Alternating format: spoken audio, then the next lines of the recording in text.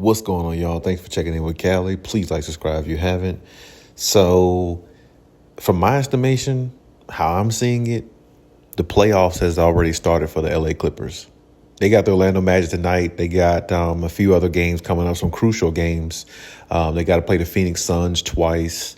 They just got a really tough, stretch going down here at the end. And, it's really a bad time for them to kind of sort of be on or were on the losing streak that they were on until they eked out a win the other night against the 76ers without Joel Embiid, by the way, which I thought they were going downhill once again, the way it looked, because they were down 15 in that game. And somehow, they found a way to scratch and claw. Paul George had like 15 points. Kawhi came up clutch in the fourth quarter. Two big, and ones, a good defensive play against Kelly Oubre that really kind of sort of sealed it, along with Paul George defensive play on that. And I feel like that just kind of uplifted the team. The two best players uplifted the team there. And, games like that definitely can be defining moments of your season.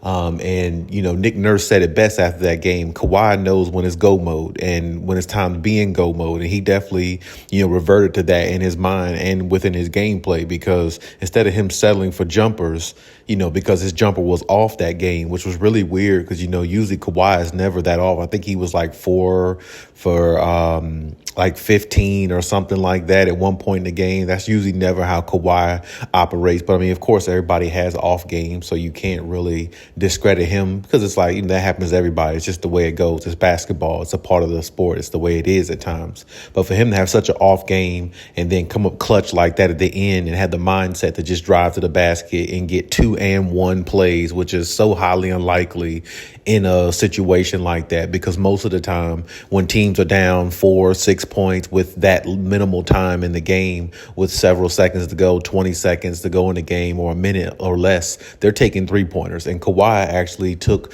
the smarter route by actually going into the paint and putting himself, in better position to score, along with drawing a foul, which he did, one on Kelly Oubre. Matter of fact, maybe he might have scored twice on Kelly Oubre in the paint and ones. But either way, that was 6 crucial points that they needed, and that they took the lead by 1 point. And this is after Buddy Hield hit like a big shot over Kawhi Leonard from deep, from 3-point range, to put them up by, I think, 2, Philadelphia up by 2. And then, Kawhi comes down and does that all-time clutch right there. That's a heart of a champion, and that's what champions do. They go out there and lay it all on the line, and they put everything out there, for it to be had. And I think that's something that the team will build off of.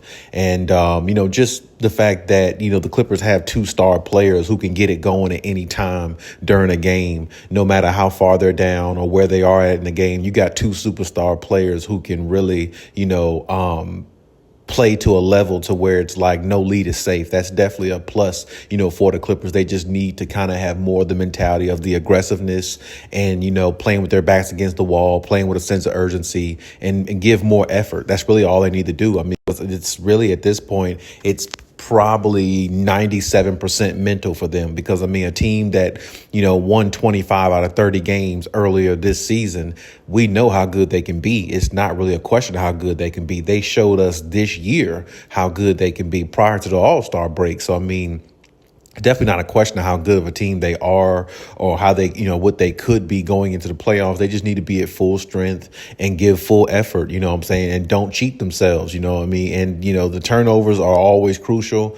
That game specifically, James Harden going back home to Philadelphia, he had 1 turnover, but he had like 13 or 14 assists. Of course, that's not going to happen every night, but minimal turnovers can help this team going forward. Now, going forward to tonight against the Orlando Magic, it's not going to be easy. Orlando Magic is the 4th seed in the East, just like I believe the Clippers are in the West. So, they're definitely a formidable team, and they definitely play with a lot of sense of urgency themselves. And they're another young team, and that's what the Clippers struggle with. The younger teams, the younger guards getting to the rim pretty easily on the Clippers and having no resistance defensively. They got to change some things there, and they got to play with more energy on that side. And I think, along with Russell Westbrook, Westbrook coming back and things like that, and then coming off of a win, even though it was a very, very close win against the 76ers, it definitely is something for the Clippers to build their momentum off of and kind of like keep going. So hopefully they can do that. Hopefully they can sustain that and take it into this game and try to, keep ahead of the standing, because really it's like 10 games left. If they could win,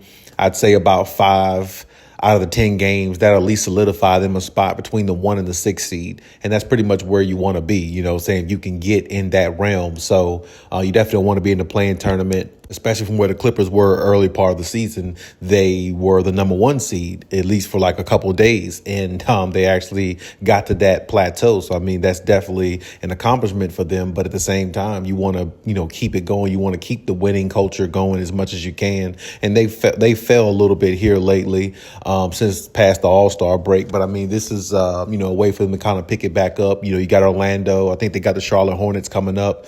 Hopefully they can get 2 good wins there. So it's like, you kind of just need these games build up a little bit, because, I mean, they're definitely, geared up for a run for the playoffs, but they just have to, play like it and show it, and have to get back on their, winning ways, and have to, start doing those little things again, and they'll be just fine. So I'm hoping to see more from the Clippers in this way. Like I said, their playoffs are starting now, because, I mean, they really can't lose too many more games. They really, out of the next 10 games, they really need to win like 7 of them, to be honest with you. But 5 is probably the bare minimum they could lose and still get somewhere between the seed they are now and the 6th seed, so they won't have to enter the play-in tournament. So, I mean, you definitely want to put yourself in good position and things like that. So, basically for the Clippers, practice good habits, do the little things, do your job, whatever's asked of you, and be elite as possible if you're a superstar on the team. That's pretty much the MO for them, and that can kind of carry them through games. I know it's easier said than done going out there, carrying that mentality and winning, but I mean, it's the mentality they got to have, because they are the better team in a lot of these matchups that they should have won.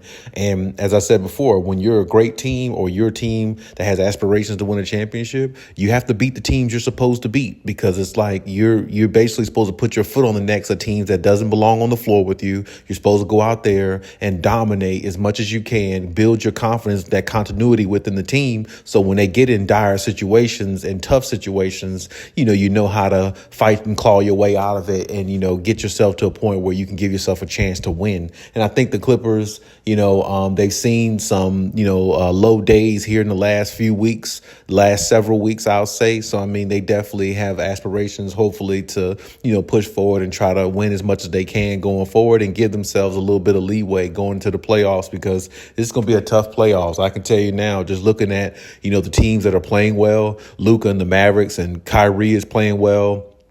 I mean, you got the Pelicans on their ass. They're playing well. I mean, Phoenix just beat the Nuggets the other night, which was a shock. I mean, Kevin Durant just like came out of nowhere really with that. I mean, not literally Kevin Durant, just the Phoenix Suns came out of nowhere with a big victory. The Kings kind of been playing a little bit decent for last couple of weeks overall. The Lakers have been playing pretty good, even though they're going to probably be a play-in tournament team, but still they'll probably make it out the play-in tournament. And then there's a possibility we might have the battle LA, what we always wanted. So, I mean, the Clippers got to really get back on their winning ways, because I mean, there's teams that's heating up right now at the right time. And this is the time of season you want to be heating up and playing your best basketball. So hopefully the Clippers can kind of like get on a little winning streak, get on a 3-4 game winning streak, which will better their chances of keeping within the 1 through the 6, the 4 to the 6 seed, and they can enter into playoffs and don't have to go into the play-in tournament, and better their chances and give themselves maybe a day or a couple days rest before entering the playoffs.